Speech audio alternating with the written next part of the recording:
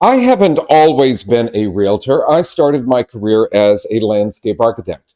I started this YouTube channel as a way of connecting with my real estate customers who might have met me online and don't know a whole lot about me. So I'm including a few initial videos about my background. I started off my career in a very traditional landscape architecture practice, and I'm going to cover a little bit about what a landscape architect does and three of the cooler projects that I've worked on. If you're not familiar with what a landscape architect does, basically we design everything that is outside the building. We're looking at people, plants, circulation, grading, drainage. We're creating outdoor spaces for people, making that in harmony with the natural environment. Some people might think of landscape architects as just picking out plants, but we do a lot more than that. So the first project that I'm going to show you is the National Aquarium in Baltimore. It's in the Inner Harbor in Baltimore, and if you haven't been there, I really think that you should plan a trip. The National Harbor project was a really challenging design. We had to accommodate lots of pedestrians, literally busloads of pedestrians. The front half of the plaza there is a bus drop-off, but we also had a huge amount of pedestrian circulation coming in from all the adjacent areas of the Inner Harbor. Now, the design also needed to incorporate the Chesapeake Bay landscape. We incorporated several shapes and designs that were reminiscent of the Chesapeake Bay, along, of course, with lots of Chesapeake Bay native plants. If you've ever been to Baltimore's Inner Harbor in summer, then you know it can get really hot. So shade is important, and we incorporated as many trees as we could. But trees were a real challenge on this project because if you notice, it is on a pier, and the Baltimore Inner Harbor is kind of salty, it's brackish. There's a super high water table, and it was really, really difficult to get trees to grow in what's below the pier is not something that I would really call soil. So we had to do a lot of complex drainage and soil amendments, and we got it to work, and the trees are doing just fine. Not every project I worked on was permanent. I worked on the landscape for the former DC Convention Center. The old Convention Center spanned between 9th and 11th Street in downtown DC. The new Convention Center, when it was built, directly across from Mount Vernon Square, the old convention center was demolished, and we designed a temporary landscape there. The demolition of the old convention center was a really cool event. It is not often that buildings are imploded in Washington, D.C., but this one was. And I was fortunate enough to be in the new convention center watching the implosion when it happened. I did get some phone calls from people who knew I was there who said they could feel the blast all the way in Maryland.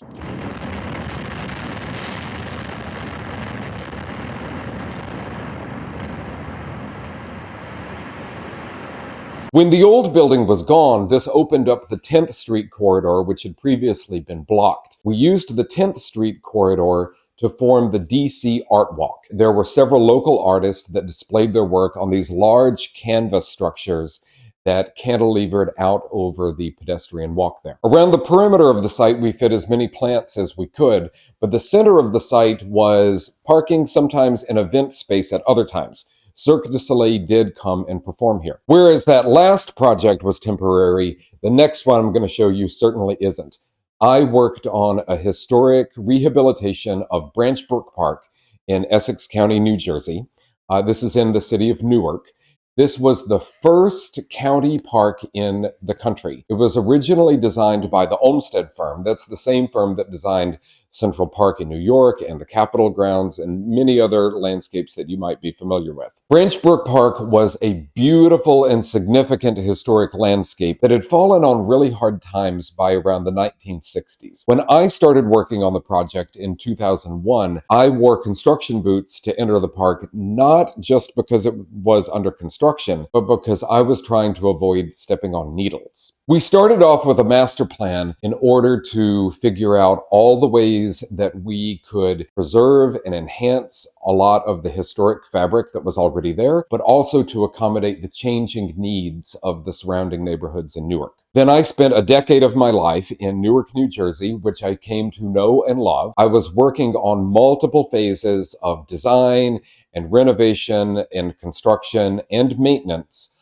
of the park in order to bring it back to its original grandeur. I enjoyed so much about working on this project, including getting to know a lot of people in and around Essex County and Newark, New Jersey. But I think the phase of the park work that was the most interesting, the most fun, was the restoration of the historic cherry tree collection. Way back in 1928, a donor to the park had the idea of starting a flowering cherry tree collection that would rival the collection in Washington, D.C. around the tidal basin. The design for the cherry tree collection in Branch Brook Park was totally unlike the collection in Washington, D.C., which is on pretty flat terrain and it's just around the tidal basin at the mall. Whereas at Branch Brook Park, there were lakes, but also lots of hills and a river with some really steep cliffs, and an opportunity to use a lot of evergreens and other species in the design because there were open fields, woodlands, in addition to lakes and streams and a lot of other variety. The flowering cherry tree collection in Washington, D.C. is mostly one species. It's mostly Yoshino cherries.